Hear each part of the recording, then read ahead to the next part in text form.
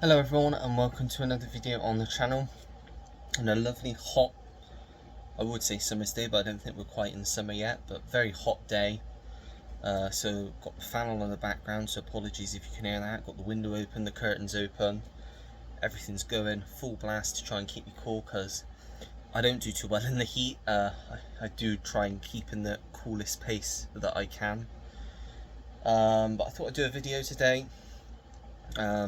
Mainly because I'm down. I've had quite a lot saved to upload, but I think I'm down to one now, which will go up sometime next week. So I thought I'd do another one of these because I've not done these for a few weeks now. This is my top 10 of years. And this time we are on to the year of my birth. Yes, I'm that young. 2002, which was now nearly 23 years ago. Got 13 in total, so 3 honourable mentions that just didn't quite make the top 10. And then my top 10, which might surprise you, my top 1, because it's not what you would expect. But this list for me isn't particularly the most well-made film of that year, or literally the best film of that year. It's the film I like the most, the film I rewatch the most, the film that means the most to me in this list. But if you asked me on another day, this list could be in a completely different order. It's just as of the recording of this is my top 10. I don't think the films within the top 10 would change, just maybe the order of the films, but I'm going with what I've got here. But I'm going to crack straight on with it, because otherwise we'll be here all day, and I always say I want to try and make this video as short as possible, but we'll just see how it goes, see how long it goes on for. So my first honourable mention is an American comedy. Now myself and Sam have been watching quite a lot of American comedies recently. It is one of my favourite genres, especially from like this era of the late 90s, early noughties. That's my particular favourite time of American comedies, like the raunchy teen sort of American comedies. This definitely comes under that, and it is Josh Hartnett in 40 Days and 40 Nights, one that I really enjoy. I'm a fan of Josh Hartnett, and I think he's really good in this. And it kind of flips the sex comedy on its head, because it's more of an anti-sex comedy, because it's about a guy who is basically sex obsessed and decides to take 40 days of abstinence where he doesn't have any sex. And you can imagine the stuff that ensues during this period. He also has finds a girl that he really likes, falls in love with, and obviously he can't act upon his inhibitions or what she may want, because he needs to stick by this. You've got his female work employees that know that he can't do it, so are trying to basically do whatever they can to make him fail because they don't believe in him. You got his boss, who's a bit of a weirdo. I think who's his boss is played by Griffin Dunn, isn't it? Yeah, quite funny scenes in this. I remember there's like a toilet cubicle scene, and I think Viagra. It's a very funny film. Still quite raunchy, considering it is sort of about the kind of complete opposite. But yeah, I really enjoy this one, so I had to include it in my honourable mentions. That is 40 Days and 40 Nights. Next up, we go from America to British comedy, although it's an American director, I believe. This is the same producers as like the Bridget Jones films, Notting Hill, so like Richard Curtis and all that. Although I don't know if he had anything to do with this specifically. I'm just trying to look for his name on the back, but I don't think he actually had anything to do with this film. It's the White brothers that directed this, and it is, of course, about a boy, starring Hugh Grant. You got Nicholas Hoult in one of his very first roles. You've got Rachel Weisz and Toni Collette, who plays Nicholas Hoult's character's mother, and it's basically focuses on Hugh Grant's character, who's got nothing tying him down. He's irresponsible. He's basically a man-child in his 30s who is basically just trying to sleep with as many women as he can, to the point he vents his own imaginary son and starts attending these single parents meetings in order to try and sleep with some women. And whilst doing this, he meets Marcus, Nicholas Holt's character, who's having some problems at school, like bullies and that sort of thing.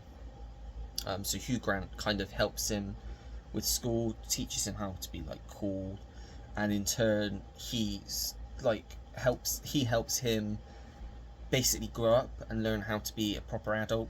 And yeah, it's a nice, heartwarming, funny British comedy, very much, like I said, in the similar sort of vein of your Bridget Jones, your Notting Hill, those sorts of films from that era of film.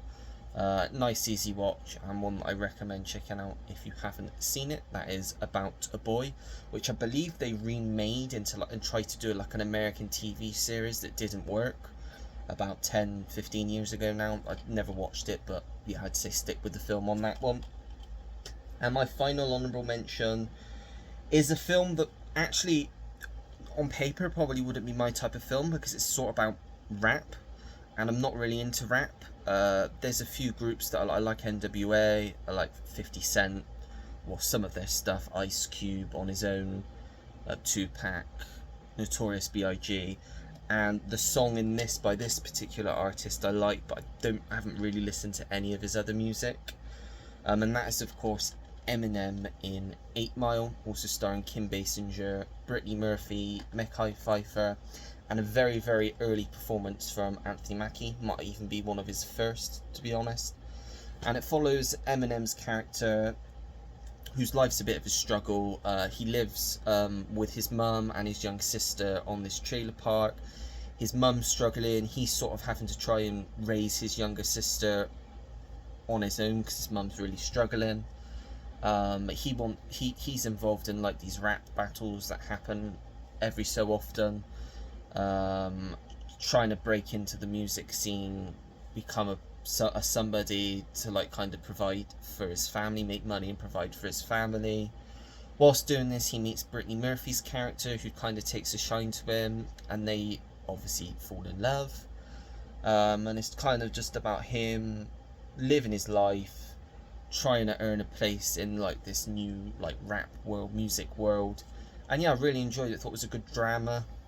Thought Eminem gave a good performance in this. It's a shame we haven't seen him do anything else outside of this. I know he had a very small cameo in The Interview as Seth Rogen and James Franco, where he was playing like a version of himself, and I believe he's in the new Happy Gilmore. Again, he's probably just playing a fictionalized version of himself, who knows. But yeah, really enjoy 8 Mile and recommend checking it out if you haven't seen it. Then into my top 10, and this could have been higher up on my list, but I've just put it at number 10 for now. It could have been one of 2 Spielberg films that came out in 2010, but I much prefer this one, which is why I've gone for it. And it's Leonardo DiCaprio and Tom Hanks in Catch Me If You Can, which is based on a true story about Frank Abagnale Jr., played by DiCaprio, who's basically a con artist, committing fraud and stuff, and the FBI are basically on his tail, specifically Tom Hanks' character, who's been assigned to his case to track him down and basically bring him in. But he's very evasive. He's become like a pilot, a lawyer, and a doctor, all before he's turned 21. Really interesting film with some great performances. If you like a good cat and mouse like sort of drama thriller, recommend this. It's definitely say it's an underrated Spielberg film for me, with 2 obviously great leads in it. You've also got Christopher Walken, who plays his father. Martin Sheen's in here. You've got very early performances from both Amy Adams and Jennifer Garner. Probably both of their first performances, really.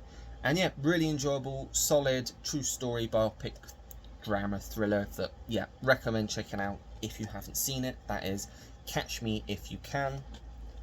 Then at number 9 was one that I believe was last year, was a first time watch for me.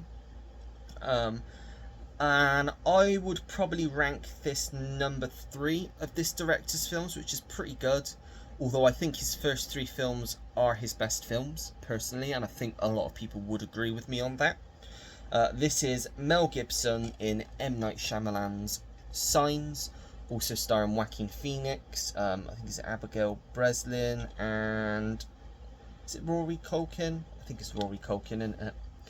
It doesn't say, but I'm sure it's Rory Culkin. And yeah, really like this one. I think this is really well written. I think the tension throughout this is really good. The fact that you kind of really don't see anything except for that one bit on the TV when they're on the news. Basically about a father on this farm, lives with his family, his brother and his 2 children, and they wake up one day to find a massive crop circle in their basically their backyard. Obviously they live on a farm in one of their fields, and they're led to believe that it's aliens that are involved, and then they start seeing these signs all over the world that aliens have come, and it kind of goes from there. Again, another good twist in this at the end. I think he's really good at doing twists, especially like like I said, his first 3 films are really good. This obviously being his 3rd. Well, I don't think his first, because he did do, I'm sure he did something before The Sixth Sense, but I can't think what it was. Something very different. I'm sure it was like a comedy.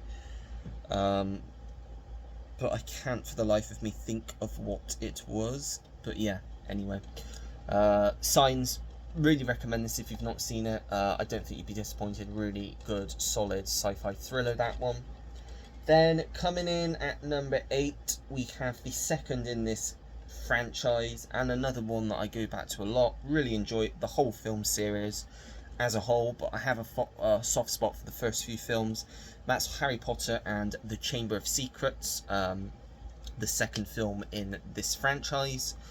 Yeah, like I said, I really like the early ones, especially the first 3. I really love all of the Harry Potter films. They're my thing.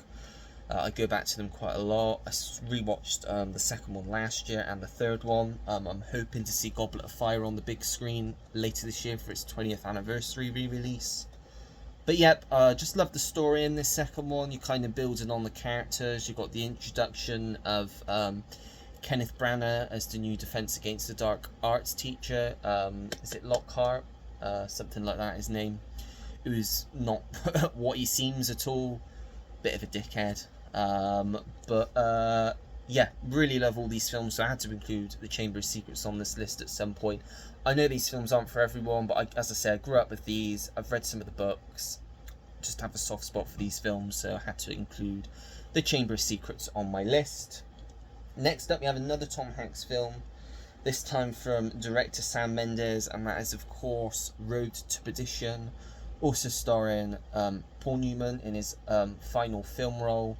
And feature film. He was in, feature film, live action film, because he did voice Doc Hudson in 2006's Cars, and he also did the mini-series Empire Falls for HBO in 2005. And then he narrated, I think, is it called The Meerkats, which was like a documentary, I think that came out the year that he passed away, which was 2008.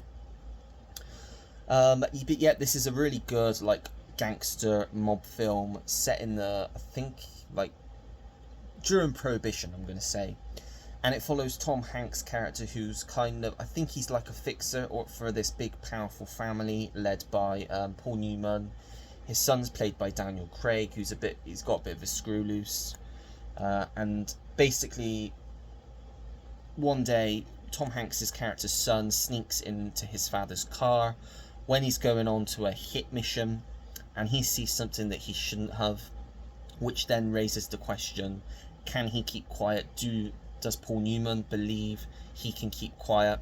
Tom Hanks doesn't want to take any chances, so they flee, knowing that they are going to be chased, and they are chased by the crazy Jude Law's character, who's unhinged in this, just so sadistic as well.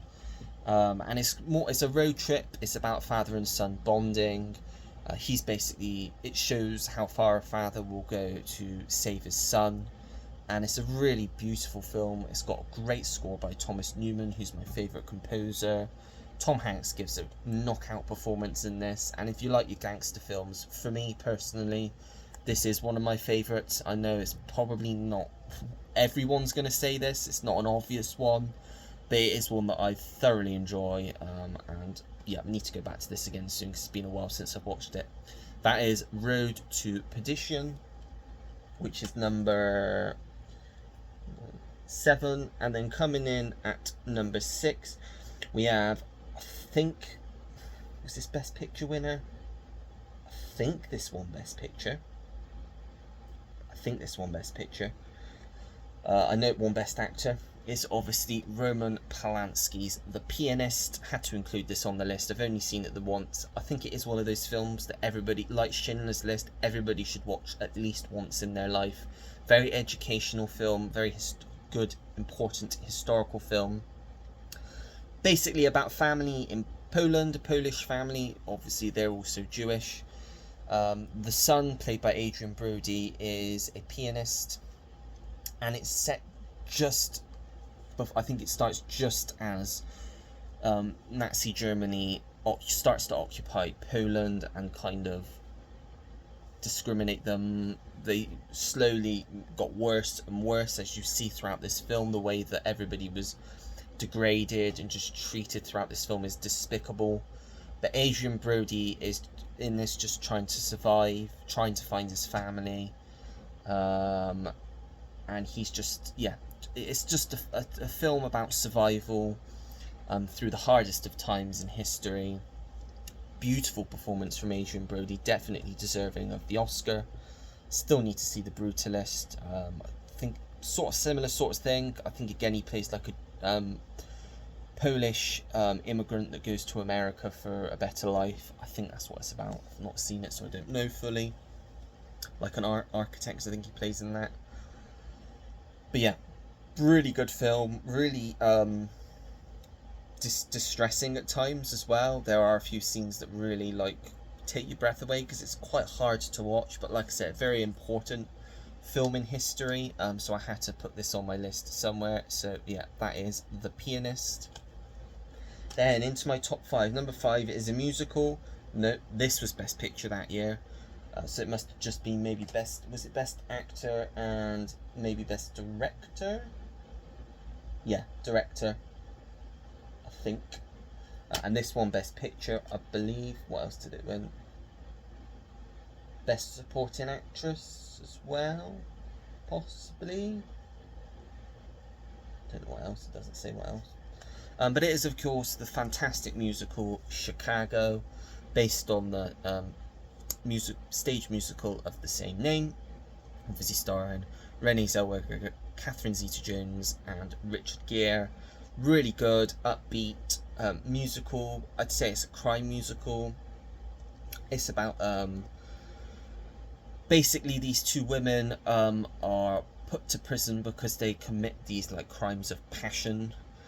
And they find themselves sharing the same lawyer, played by Richard Gere, who's like very slick, kind of not always by the books, a bit shady, but he is going to turn them into legends and get them out of prison scot-free. But of course it's Chicago, so only one can come out on top. And you have great music stuff in this, great story. Yeah, just really like this film. If you're into musicals and you've not seen this, give it a go. I'd also say if you're not into musicals, I've spoken to a lot of people that aren't into musicals, and they say this is one of the only musicals that they like, because it isn't an in-your-face musical. It's quite a subdued musical and really well done. So I'd say if you're trying to get into musicals more, maybe give this one a go, because this might be one for you. But yeah, I personally really enjoy this one. That is Chicago.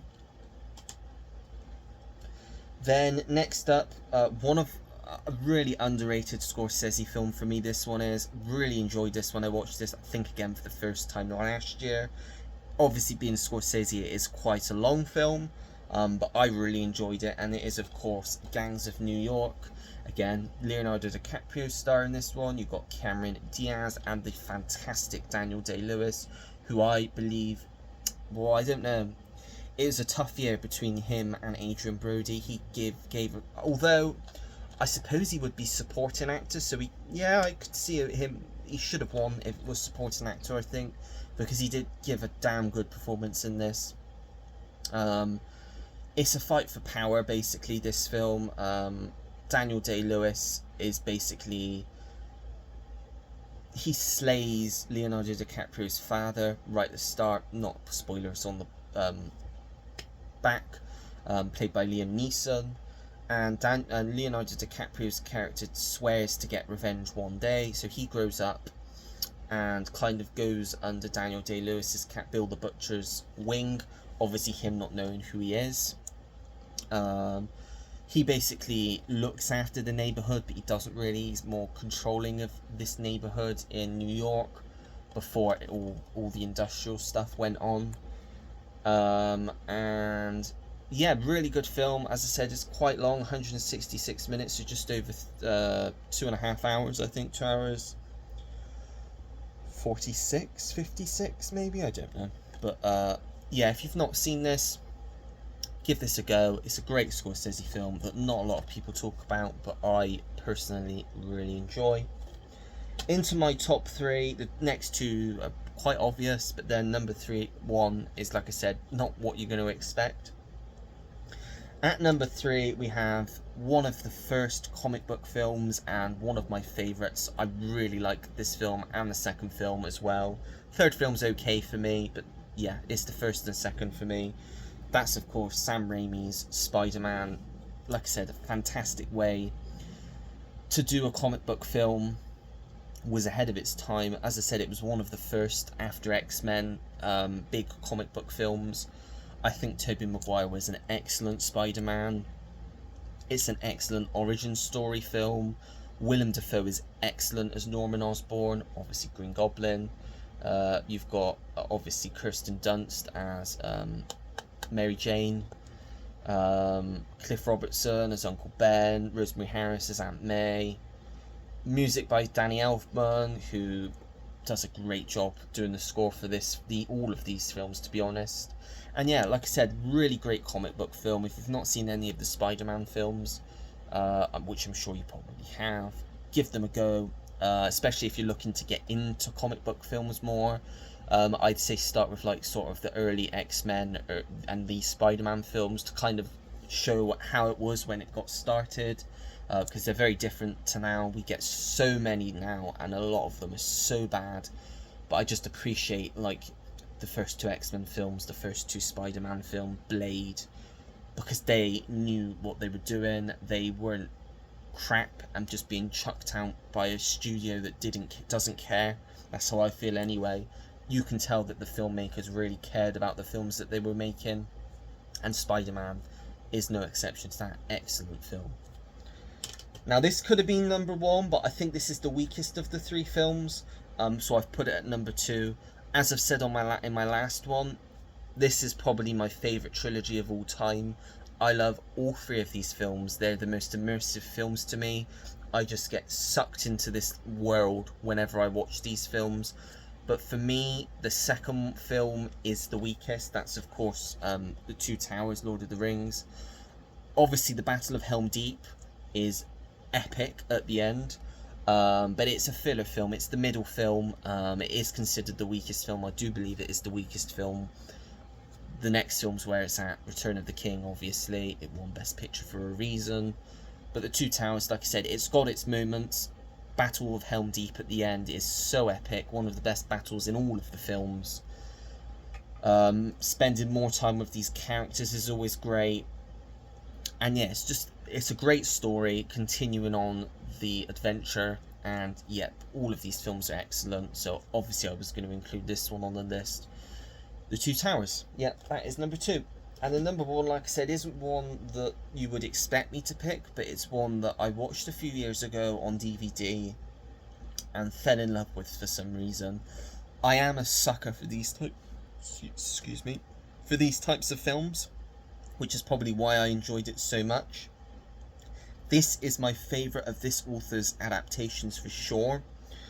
It's very schmaltzy film, very lovey-dovey, very depressing. Definitely not one for Roy. I can assure you, Roy, this will not be your type of film. Don't even I don't want even to make you feel interested in this film. Close your eyes. Just close your eyes, because this won't be for you. But I love it. I'm sure Sam would really like this one as well, and probably even Ash, because I would put it in the coming of age bracket. This is the German import, but it is A Walk to Remember, starring Mandy Moore and Shane West. I'm not going to go into the full story, because I think if you tell the full story of this film, it spoils the twist which Nicholas Sparks always has in his films towards the end. It's an unexpected romance about an unpopular girl at school who finds herself smitten, should I say, with Shane West's character, who's kind of the bad boy that's done something wrong at the start of the film, which is frowned upon. He's just kind of shunned a bit, but she is like a very religious girl, and she always tries to see the best in people. Obviously they fall in love, opposites attract sort of thing, and yeah, it goes from there. There's some good singing in here from Mandy Moore. I think she's a pretty good singer, some good songs, quite emotional songs to be fair. And yeah, it's not going to be for everyone. If you do like these sorts of films, then I really recommend checking this out. It's very schmaltzy, but very emotional and very fun at the same time. You've got Daryl Hannah in this as well, who plays Shane West's character's mum. You don't really see her in much, although again this was like what, nearly 23 years ago, like I said, so a long time ago. But directed by Adam Shankman, who done some decent stuff. He did trying to think, Hairspray, which I really like, the 2007 Hairspray, Rock of Ages, which I'm a fan of as well. I think he did Disenchanted as well, which I quite like, the sequel to Enchanted. He's done some other stuff that I can't think of that I know I like for a fact. For some reason it has gone out of my head. Yeah, he's done some decent stuff anyway that I enjoy, so this is up my street. If this sounds like your sort of thing, I recommend giving it a go, because like I said, really surprised me when I first watched it, so I had to get it on Blu-ray. So yeah, that's A Walk to Remember at number 1. So that is my top 10 from 2002. Let me know what your list would be, any that I've missed off, any in there that you would agree with. Put higher, put lower, let me know in the comments down below. If you like the video, make sure to give it a thumbs up. Subscribe if you want to see more videos like this. Turn your notification bell on so you know when I have a new video uploaded to the channel. Comment down below anything and everything. As you know, I always take the time to get back to anyone that leaves me a comment, because I really do appreciate it. And that is it. So until next time everyone, take care. Goodbye.